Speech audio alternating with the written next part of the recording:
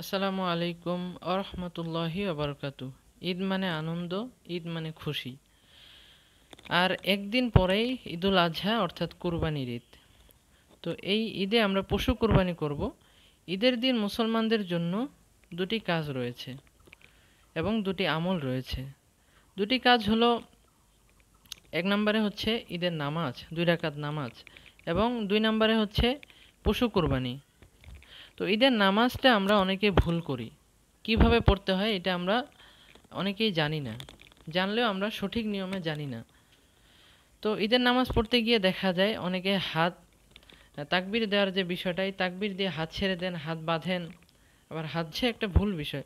তো সঠিকটা কিভাবে আমি পড়ব, তো সেটি আমি আজকে দেখানোর ট্রাই করব। তো আপনারা পুরো ভিডিওটি দেখলে আপনারা আশা করছি আপনাদের নামাজটি শুদ্ধ হয়ে যাবে ইনশাআল্লাহ। তো ঈদের নামাজের জন্য আমরা প্রথমে নিয়ত করে নিব।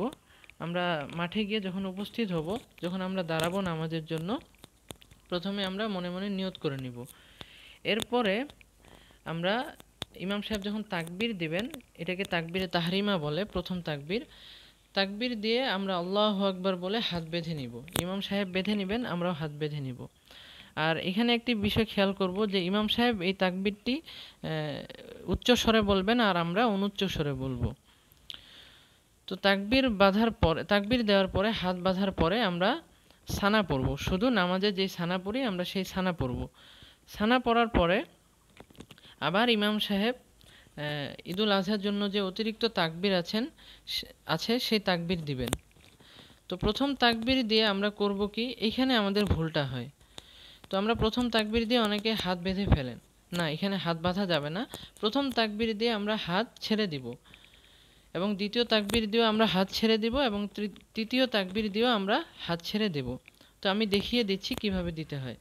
তো প্রথম তাকবীর, ইমাম সাহেব যখন আল্লাহু আকবার বলবেন, আমরাও আল্লাহু আকবার বলবো, কিন্তু এটা আমরা আস্তে আস্তে আল্লাহু আকবার বলে আমরা হাত ছেড়ে দিব, আবার আল্লাহু আকবার বলে হাত ছেড়ে দিব, আবার আল্লাহু আকবার বলে হাত ছেড়ে দিব। তো এটা আমরা ইমাম সাহেবের সাথে সাথে করব। এভাবে আমাদের 3টা তাকবীর শেষ হয়ে গেল, এবং চতুর্থ তাকবীর আরেকটা ইমাম সাহেব দেবেন নামাজের জন্য, অর্থাৎ সূরা কেরাত পড়ার জন্য। তো ইমাম সাহেব যখন আল্লাহু আকবার বলবেন, চতুর্থ তাকবীর আমরা আল্লাহু আকবার বলে হাত বেঁধে নিব। হাত বেঁধে এরপরে ইমাম সাহেব যথা নিয়মে নামাজের মতোই সূরা পড়বেন, সূরা ফাতিহা পড়বেন, এরপরে সূরা ফাতিহার সাথে অন্য সূরা মিলাবেন। এই গেল আমাদের চতুর্থ তাকবীর শেষ এবং সূরা কেরাত পড়া শেষ, ইমাম সাহেব পড়া শেষ। তো এরপরে ইমাম সাহেব রুকুতে যাওয়ার জন্য আরেকটি তাকবীর দেবেন। তো আমরা নামাজে যেভাবে রুকুতে যাই সেভাবে। তো এখানে হাত তো ওঠানো যাবে না। আল্লাহু আকবার বলে আমরা রুকুতে চলে যাব। এরপরে রুকুর তাসবিহ পড়ব, রুকু থেকে দাঁড়াবো, রুকু থেকে দাঁড়িয়ে প্রথম সিজদায় যাব, এবং প্রথম সিজদা থেকে উঠে আবার দ্বিতীয় সিজদা করব। এটা গেল আমাদের প্রথম রাকাত। এরপরে ইমাম সাহেব যখন আল্লাহু আকবার বলে দাঁড়াবেন, তো এখানে আমাদের হাত বেঁধে নিতে হবে। এখানে আর হাত ওঠানোর দরকার নাই। এখানে আমরা সূরা কেরাত পড়ার জন্য ইমাম সাহেব এখানে এই তাকবীরটা দিয়ে নামাজ থেকে উঠে দাঁড়াবেন। এরপরে আমরা হাত বেঁধে নিব, ইমাম সাহেব সূরা কেরাত পড়বেন আর আমরা চুপচাপ শুনবো। এরপরে সূরা কেরাত শেষ হলে সূরা ফাতিহা এর সাথে অন্য সূরা, এগুলো শেষ হলে এরপরে ইমাম সাহেব দ্বিতীয় রাকাতের যে অতিরিক্ত তাকবীরগুলো আছে ঈদের নামাজের জন্য, এগুলো দেবেন।